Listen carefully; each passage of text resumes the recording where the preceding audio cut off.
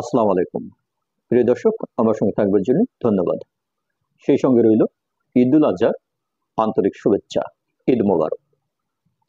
অন্তর্বর্তীকালীন সরকারের প্রধান উপদেষ্টা প্রফেসর ডক্টর মোহাম্মদ ইউনূসের ধর্মবিশ্বাস নিয়ে প্রশ্ন তুলেও শেষ পর্যন্ত ডক্টর ইউনূসকে তার নিজের সিদ্ধান্ত থেকে সরানো গেল না। জাতির উদ্দেশ্যে দেওয়া সর্বশেষ ভাষণে প্রধান উপদেষ্টা ঠিকই তার দেওয়া সময়সীমার সর্বোচ্চ পর্যায়ে নিয়ে গিয়ে নির্বাচন আয়োজনের জন্য এপ্রিলের প্রথমার্ধ অর্থাৎ 15 এপ্রিলের মধ্যে যে কোনো একটি তারিখকে বেছে নেবার কথা বলেছেন। এখন নির্বাচনের এই দিন তারিখ নিয়ে বিএনপি প্রাথমিক প্রতিক্রিয়ায় জানিয়েছে যে প্রধান উপদেষ্টার ভাষণে জাতির প্রত্যাশা পূরণ হয়নি।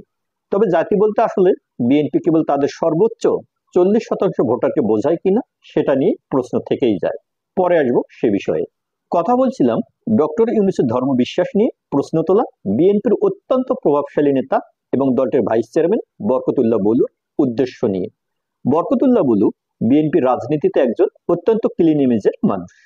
তার দীর্ঘ রাজনৈতিক ক্যারিয়ারে তিনি কখনোই বেফাস মন্তব্য করেননি এবং ভাইস চেয়ারম্যানের মতো পদে থেকে বেফাস কথা বলা আসলে সম্ভব না। তাই তার মতো একজন সিনিয়র নেতা যখন প্রকাশ্যে মিডিয়ার সামনে সরকার প্রধান উপদেষ্টার ধর্মবিশ্বাস নিয়ে প্রশ্ন তোলেন, তখন সেটা অত্যন্ত তাৎপর্যপূর্ণ বলে ধরে নিতে হচ্ছে।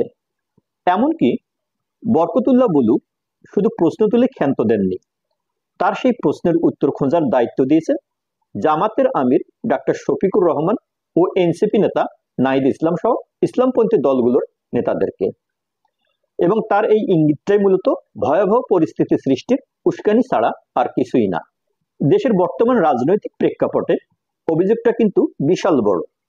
যখন কিনা সব ইসলামপন্থী দল ও সংগঠনগুলো ডক্টর ইউনূসের প্রতি অকুণ্ঠ সমর্থন দিয়ে যাচ্ছে, তাই বুলু সাহেবের এই একটি অভিযোগের কারণে দেশের চরম বিশৃঙ্খলা সৃষ্টির সম্ভাবনাকে নাকচ করে দেওয়া যায় না।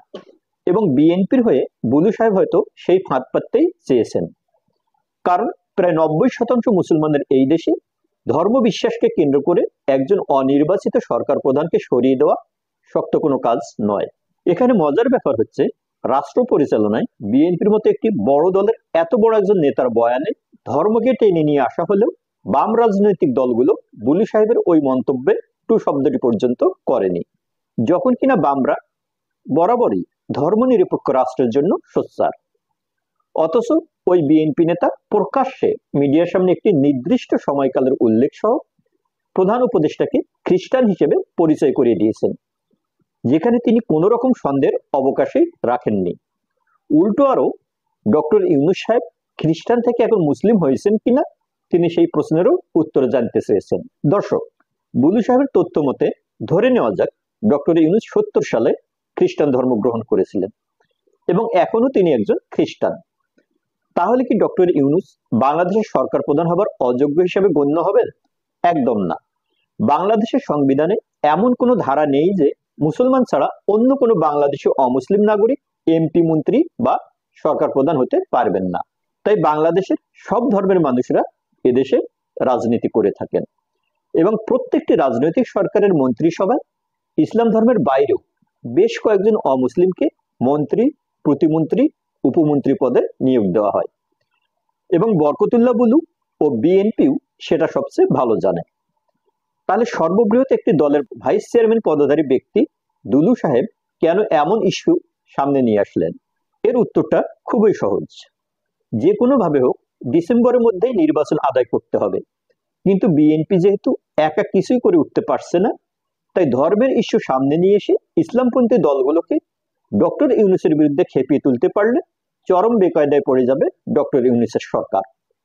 ফলে দ্রুত নির্বাচন দিয়ে বিদায় হবেন ডক্টর ইউনূস এবং ধর্মনিরপেক্ষতার স্লোগানওয়ালা বামরাও এখন সেই একই কাতারে। তাই সরকার প্রধানকে ধর্মের বেড়াজালে বন্দী করার পরেও কথা বলছেন না তথাকথিত বাম রাজনৈতিকরা। তবে বিএনপির এবারের প্ল্যানটিও অতি সূক্ষ্ম ও ভয়ঙ্কর হলেও দলটি দুর্ভাগ্য যে তারা এবারও ব্যর্থ হলো। ডক্টর ইউনূস সাহেব ঠিকই তার দেওয়া সময়সীমার সর্বোচ্চ ব্যবহার করে নির্বাচনকে 2026-এর এপ্রিলে নিয়ে গেলেন। এখন দেখা যাক বিএনপি এরপর কি রাজনৈতিক জিগির তোলে। ভালো থাকি, ভালো রাখি সবাইকে। ভালো লাগলে চ্যানেলটি সাবস্ক্রাইব করি। ধন্যবাদ।